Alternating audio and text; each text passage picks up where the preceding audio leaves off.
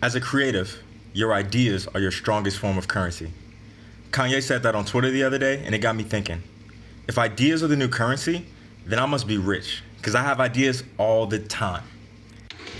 I mean, like, constantly.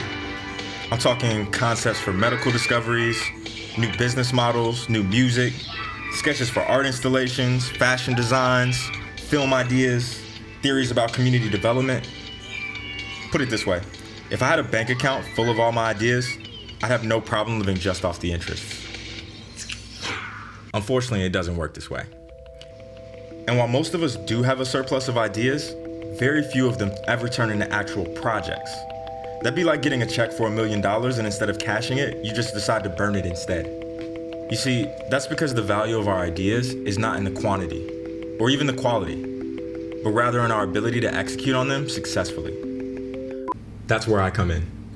Growing up, my dad was a men's fashion designer in Chicago, and his little brother traveled the world playing guitar for artists like En Vogue, Tina Marie, Stevie Wonder, and Earth, Wind & Fire. I got to watch a lot of amazing artists from up close, and what struck me was that regardless of how successful they were, they all experienced some level of fear or anxiety around sharing new ideas. I wanted to make sure these artists always had access to the necessary resources, so in 2006, I decided to move to Atlanta to develop skills in marketing, technology, and business.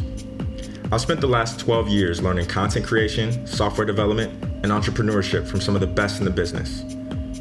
I've also traveled the country teaching thousands of entrepreneurs how to use social technology to build their business. And what I've discovered is that the concerns many of us have around lack of access to resources are no longer valid.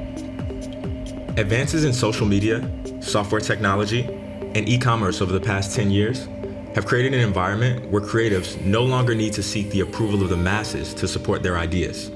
Instead, we can focus on driving tremendous amounts of value to small segments of the population. You see, the biggest obstacle to creativity isn't access to resources anymore. It's access to courage.